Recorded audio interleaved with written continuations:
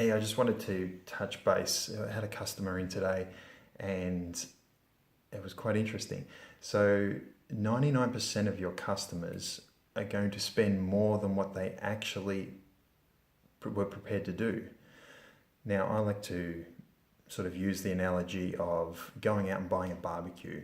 Now, your needs are the fact that you just need a hot plate to cook sausages, but you end up meeting a salesperson and you end up coming back with, different burners and woks and a whole new thing than what you actually went out for. You spent more because you saw the value in spending more.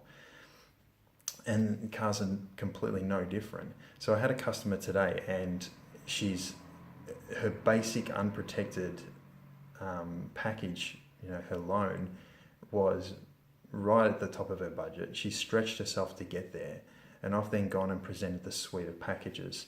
And she really responded really well to them, but of course you got to pay for them. And that was difficult for her. So she declined. Right. And I instantly said to her, look, 100%, you know what?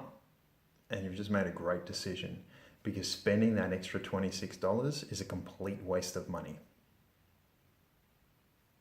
Just quick dramatic pause there. And she sort of didn't know what to say. And I said, if you were to spend the extra $26 and choose that one, it's a complete waste of money. Because by the end of your loan term, if you haven't needed any of those products, it's just tear it up, throw it in the bin, you haven't used it and it's gone, it's done. You don't get it back.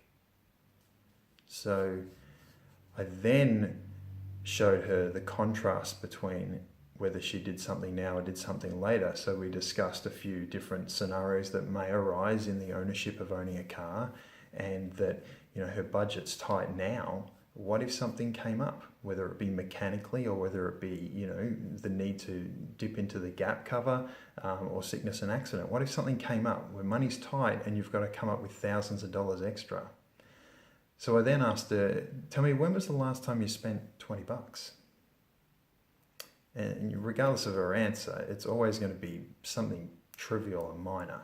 It's going to be consumables. It's going to be lunch. It's going to be, coffees. It's going to be groceries. That $20 that you spent yesterday is done. It's forgotten. It's gone. Right? You don't get to carry it across to the next day and the next day and the next day. So what I showed her, spending that extra $26, isn't it worth spending $26 to know that you're fully covered through the journey and not have to expend, a massive quantity and put yourself in financial duress? It's about showing the contrast between whether she has to make a payment at some stage or whether she just makes incremental small payments that aren't really going to bust apart her budget.